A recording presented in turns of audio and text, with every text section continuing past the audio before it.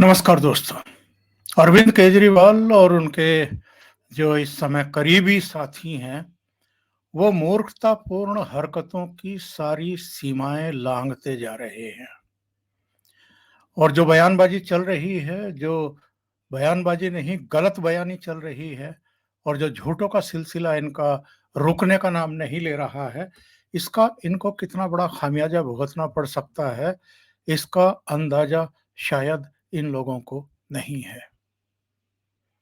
जो मूल मुद्दा है, जो भ्रष्टाचार के गंभीर आरोप हैं, जिनमें कई गिरफ्तारियां हो चुकी हैं, जिनकी जमानतें बार-बार रिजेक्ट हो चुकी हैं, अदालतें मनीष सिसोदिया से लेकर के संजय सिंह, विजय नायर और कई दूसरे लोगों को जमानतें नहीं दे रहे हैं, उससे ध्यान हटाने के लिए नित नई ड्रामेबाजी, नित नई बयानबाजी और अब तो प्रधानमंत्री नरेंद्र मोदी, गृह मंत्री अमित शाह, यानी होम मिनिस्ट्री और पीएमओ के अलावा भी इन्होंने सीधे एजेंसियों को टारगेट करना शुरू किया है।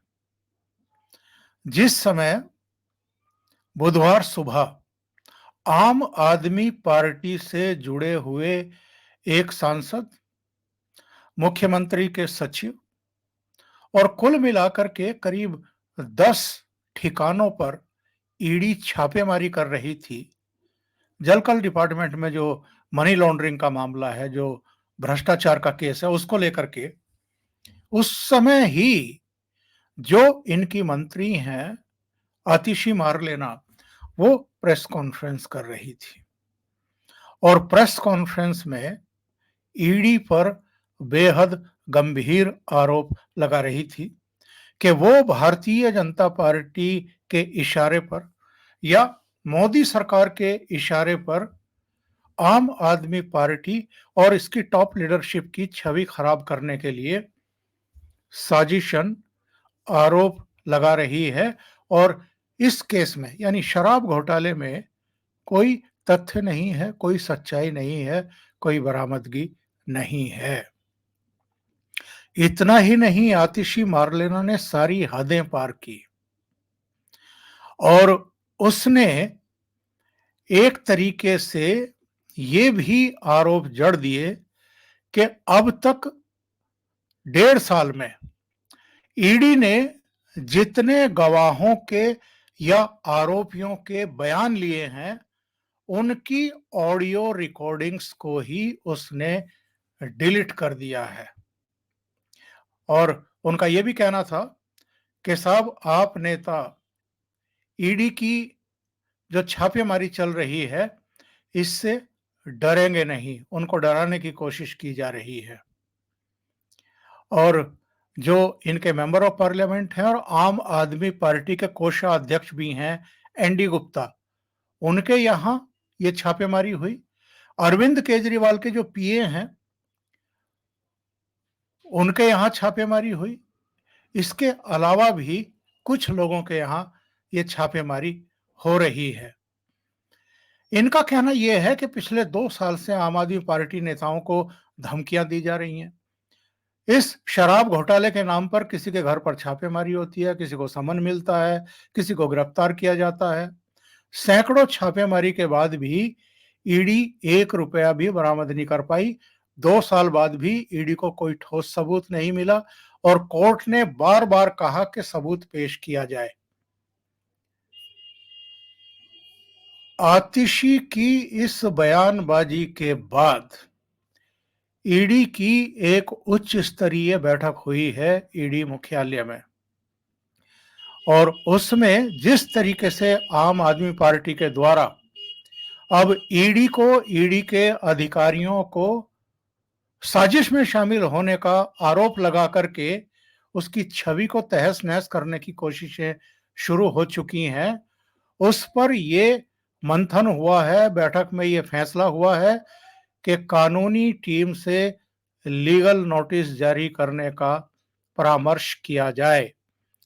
यानी अरविंद केजरीवाल को, आतिशी मारलेना को, सौरभ भारद्वाज और जितने भी नेता अब तक ईडी के बारे में गलत बयानी कर चुके हैं, झूठ बोल चुके हैं, एलिगेशन लगा चुके हैं, इन सब लोगों को अब नोटिस इशू किए जाने की तैयारियां चल रही हैं।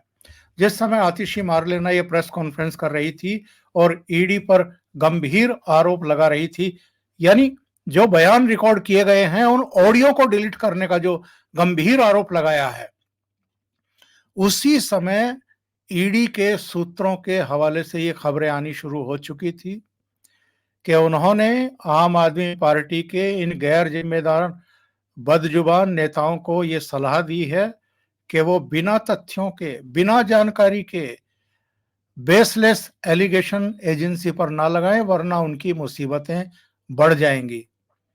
लेकिन ये क्यों हो रहा है, ये समझना बहुत जरूरी है। ये इसलिए हो रहा है क्योंकि अरविंद केजरीवाल 5 समन मिलने के बावजूद ईडी के सामने पेश नहीं हो रहे हैं। और अरविंद केजरीवाल को बहुत अच्छे तरीके से पता है कि शराब घोटाले में अब वो बच नहीं सकते हैं। ईडी के पास अब अरविंद केजरीवाल के खिलाफ बेहद पुख्ता सबूत आ चुके हैं, उसके हाथ लग चुके हैं। और अरविंद केजरीवाल की गिरफ्तारी में देरी का कारण भी यही रहा है। जितनी गिरफ्तारियां हुई हैं, उनके जो बयान लिए गए हैं, शराब कारोबारियों के, मनी ट्रेल के, कहां कहां पैसा लिया गया, कहां खर्च किया गया, किसके कहने पर किया गया, नई आबकारी नीति किसके कहने पर बनाई गई, किसके कहने पर वापस ली गई, ऐसे तमाम रिकॉर्ड्स हैं, ऐसे तमाम गवाह हैं। अब तक 2 चार्जशीट, एक चार्जशीट, एक पूरक चार्जशीट पेश कर चुकी है ईडी कोर्ट में। अरविंद केजरीवाल और जो दूसरे लोग अभी बचे हुए हैं, यानी गिरफ्तारी से बचे हुए हैं, क्योंकि सीबीआई तो एक दौर की पूछताछ अप्रैल में इनसे कर चुकी है, पिछले अप्रैल में। ईडी का जब पहला समन आया इनको अक्टूबर में, तो ये चुनाव प्रचार का हवाला देकर के दिल्ली से भाग खड़े हुए। दूसरे पर ये विपස්සना करने के लिए चले गए।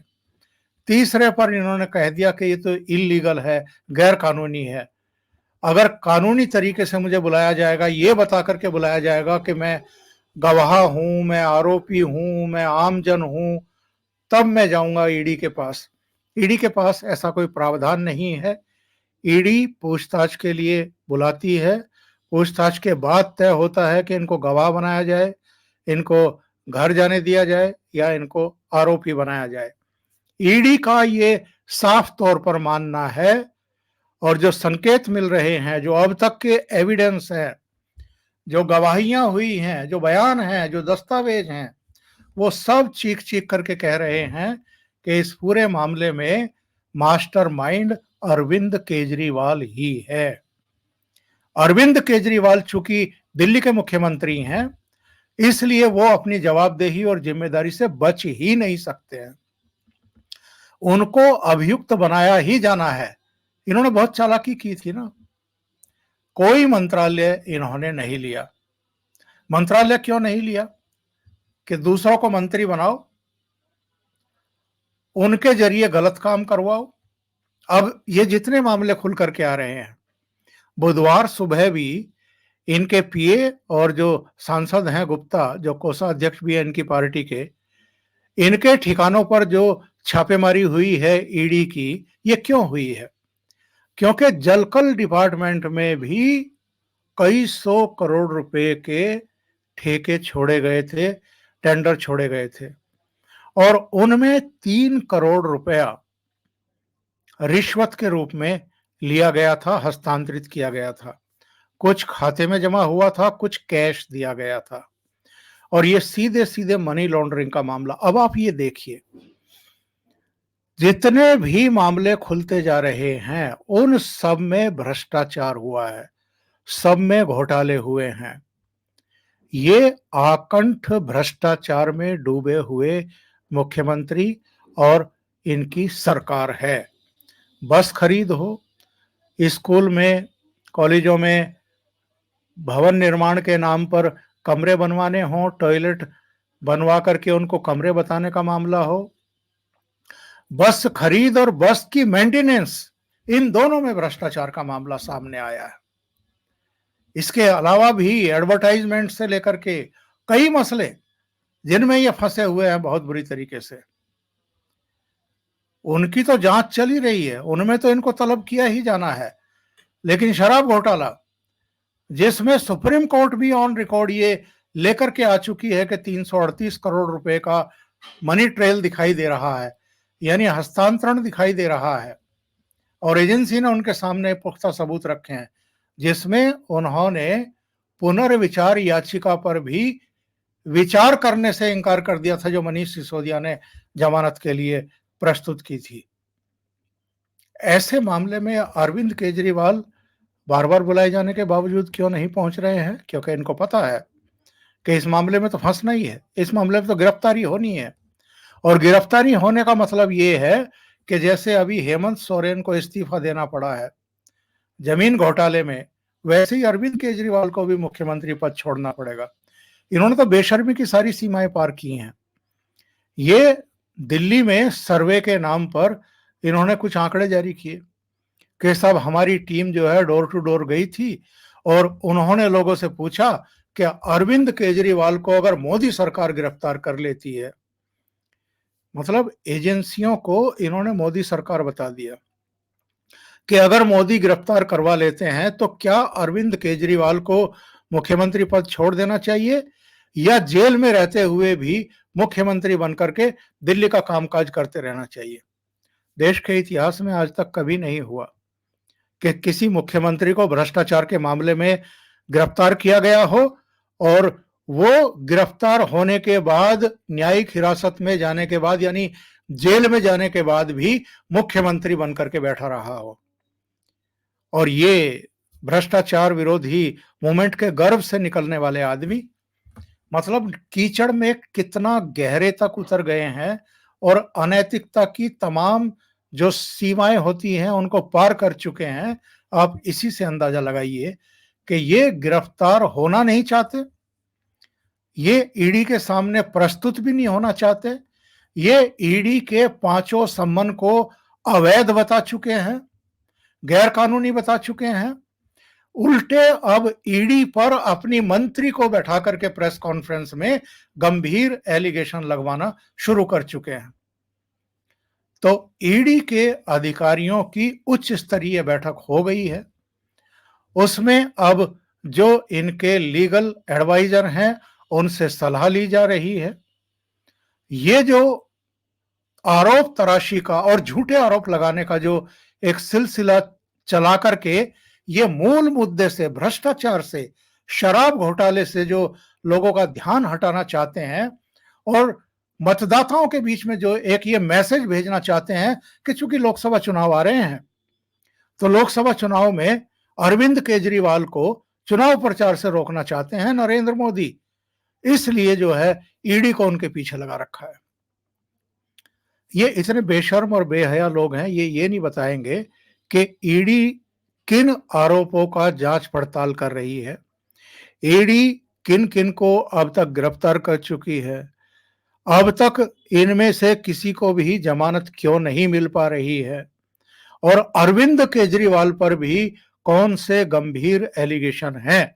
हालांकि वो सारे एलिगेशन तब सामने आएंगे जब ये ईडी के सामने पेश हो जाएंगे और ईडी इनसे इंट्रोगेट करके जो अब तक दस्तावेज ईडी के पास आए हैं उनकी इनसे पुष्टि करा लेगी, या अगर ये पुष्टि नहीं करेंगे, ये असहयोग करेंगे, तो तब ईडी आरोप पत्र के रूप में कोर्ट में पेश करेगी, इनको गिरफ्तार करेगी और ये भी मनीष सिसोदिया, संजय सिंह और विजय नायर और दूसरे लोगों की तरह जेल की हवा खाएंगे। अरविंद केजरीवाल को पता है कि ये समय ऐसा है कि जब अगर ये गिरफ्तार होते हैं तो इनकी पार्टी छिन्न भिन्न हो जाएगी, नेतृत्वहीन हो जाएगी। अब कोई बचा नहीं है पार्टी में जो पार्टी को हेड कर सके। कौन आगे लोकसभा चुनाव के लिए टिकटों का बंटवारा करेगा? कौन तय करेगा किसको चुनाव लड़ाना है, किसको नहीं लड़ाना है? और ये तो पैर फैलाने वाले लोग हैं। ऐसा नहीं है इनके लिए कि चलो दिल्ली में हमारी सरकार है या पंजाब में हमारी सरकार है, तो इन 2 राज्यों के लिए अभी से टिकट तय कर दो कि भाई हरियाणा, ये पड़ोसी हरियाणा में चुनाव लड़ते रहे, जमानतें जब्त करवाते रहे, तो दिल्ली, पंजाब, हरियाणा या गुजरात या जहां भी ये लड़ना चाहते हैं, गोवा वगैरह, अभी से कैंडिडेट खड़े करके तय करके उनके जो भी प्रपत्र होते हैं उन पर सिग्नेचर करके और फ्री हो जाएं। और अगर आपने कोई पाप नहीं किया है, भ्रष्टाचार नहीं किया, अपराध नहीं किया है, आप पाक साफ हो, दूध के धुले हो, तो आपको ईडी के सामने जाने में क्या परेशानी है? आप जाइए, धड़ाधड़ जवाब दीजिए कि नहीं हमने तो ये ऐसा कुछ नहीं किया। ईडी आपको घर जाने देगी, आप अपने पार्टी का कामकाज देखेंगे। लेकिन चूंकि आप जानते हैं कि आपने भ्रष्टाचार किया है और उसी भ्रष्टाचार की वजह से आपके डिप्टी चीफ मिनिस्टर अंदर हैं, आपके मेंबर ऑफ पार्लियामेंट अंदर हैं, आपके जो सलाहकार थे विजय नायर अंदर हैं, उनको जमानत नहीं मिल रही है। अरविंद केजरीवाल जानते हैं कि जिस दिन ये गिरफ्तार हुए उस दिन पार्टी ही छिन्न भिन्न नहीं होगी, बल्कि पार्टी में एक विद्रोह की आशंका इनको पंजाब की तरफ से है। क्योंकि जिस तरीके से ये दबा करके भगवंत मान को रखे हुए हैं और उनको जिस तरीके से इन्होंने अपनी कार का ड्राइवर बना रखा है कि जहां भी जाना है तो पंजाब सरकार का विमान लो, साथ में वहां के मुख्यमंत्री को उसमें लाद लो, इस नाम पर के ये तो पंजाब के मुख्यमंत्री को ही विमान ले जा रहा है और आपको देश के जिस हिस्से में जाना है वहां प्रेस कॉन्फ्रेंस करो, रोड शो करो, सभाएं करो और मिसयूज करो पंजाब सरकार के विमान का। तो ये जानते हैं कि जेल में जाने के बाद जो ये सब चल रहा है रंगबाजी, ये खत्म हो जाएगी। इसके अलावा इनके परिवार से मुख्यमंत्री का आवास यानी शीश महल छिन जाएगा। इसके अलावा एक और आशंका इनको खाई जा रही है कि दिल्ली में राष्ट्रपति शासन भी लग सकता है। और ये सारी वजहें हैं जिनके चलते ये टाइम बाइंग जिसको कहते हैं कि टाइम को किसी तरीके से निकालो, लोकसभा चुनाव तक, लोकसभा चुनाव के की प्रक्रिया खत्म होने तक, यानी मई जून तक किसी तरह अगर टाइम निकल जाए तो एक तो ये जो जाड़े का समय चल रहा है ये भी खत्म हो जाएगा, क्योंकि जेल में तो आपको शीश महल जैसी सुख सुविधाएं मिलेंगी नहीं, 6 इंच ऊंचे गद्दे मिलेंगे नहीं, लिहाफ रजाई और दूसरी तमाम चीजें और हीटर सीटर और तमाम जो एक मुख्यमंत्री के नक्शे होते हैं, जो शौक होते हैं, वो तो वहां मिलेंगे नहीं। लेकिन पाप ऐसे कर रखे हैं, भ्रष्टाचार ऐसे कर रखे हैं, इनके कर्म ऐसे हैं, इनकी कथनी और करनी में अंतर इतना बड़ा है कि ये बच नहीं सकते हैं। कितने प्रपंच रच लें, कितनी प्रेस कॉन्फ्रेंस कर लें, कितना मीडिया मैनेजमेंट कर लें, क्योंकि मीडिया में अभी मैं देख रहा था, एक तरफ भारतीय जनता पार्टी की प्रेस कॉन्फ्रेंस चल रही थी और दूसरी तरफ उसी डिबिया में, उसी फ्रेम में आम आदमी पार्टी के जवाब चल रहे थे। तो मीडिया मैनेजमेंट कैसे होता है और कैसे किया जाता है ये इनसे बेहतर कोई नहीं जानता है। अगर भारतीय जनता पार्टी की प्रेस कॉन्फ्रेंस चल रही है, उसमें आरोप लगाए जा रहे हैं, तो साथ वाली एक डिबिया बना करके स्क्रीन पर आम आदमी पार्टी की तरफ से जो एलिगेशन लगाए गए हैं ईडी पर या मोदी सरकार पर, वो भी साथ साथ चल रहा है। ये जो बैलेंस करवा रहे हैं अरविंद केजरीवाल, अगर ये जेल में चले जाते हैं तो फिर ये बैलेंस कौन करवाएगा? तो पूरी तरीके से मीडिया को कैसे मैनेज किया जाता है, इसका निकृष्टतम उदाहरण इस समय हम दिल्ली में देख रहे हैं। और दिल्ली सरकार नहीं तो पंजाब सरकार इस समय मीडिया को, प्रिंट मीडिया को भी और इलेक्ट्रॉनिक मीडिया को भी भर भर कर विज्ञापन जारी कर रहे हैं। करोड़ों करोड़ के विज्ञापन जारी करके मीडिया का मुंह बंद करने की कोशिश की जा रही है। मीडिया में कहीं भी ये नहीं दिखाया जा रहा है कि इन पर कितने गंभीर एलिगेशन हैं, कौन से एलिगेशन हैं, इन्होंने किया क्या है जिसकी वजह से ईडी इनको समन जारी करके बुला रही है, वो सारी चीजें दबाई छिपाई जाती हैं। कहीं कहीं किसी एक आध सुशांत सिन्हा या एक आध और जो हैं उनका छोड़ दीजिए, वो वरना मोस्टली मीडिया जो है वो मैनेज हो चुका है और जैसे ये चाह रहे हैं वैसे हो रहा है। तो अरविंद केजरीवाल के खिलाफ भी इनकी मंत्री आतिशी मारलेना ने जिस तरह के एलिगेशन ईडी के ऊपर लगाए हैं, उसको लेकर के भी अब ईडी और कानूनी कार्रवाई करने जा रही है और मुझे लगता है कि पांचवें समन को भी अनदेखा करके, ठुकरा करके अरविंद केजरीवाल ने अपनी मुसीबतें बढ़ा ली हैं और वो मुसीबत कभी भी इनके डोर पर अब उसी तरीके से दस्तक देने वाली हैं जैसे हेमंत सोरेन के सीएम हाउस पर ईडी ने दिया था और उसके बाद उनको गिरफ्तार करके ले गए थे। अभी के लिए इतना ही। बहुत बहुत धन्यवाद। अगर आपको ये चैनल और इसके कंटेंट पसंद आ रहे हैं तो लाइक करें, कमेंट करें, वीडियो को शेयर भी करें। अभी तक अगर आपने ये चैनल सब्सक्राइब नहीं किया है तो सब्सक्राइब कर लें और साथ में लगे बेल आइकॉन को दबा दें ताकि आगे आने वाले वीडियो और उनके नोटिफिकेशन आप तक पहुंचते रहें। बहुत बहुत धन्यवाद। नमस्कार।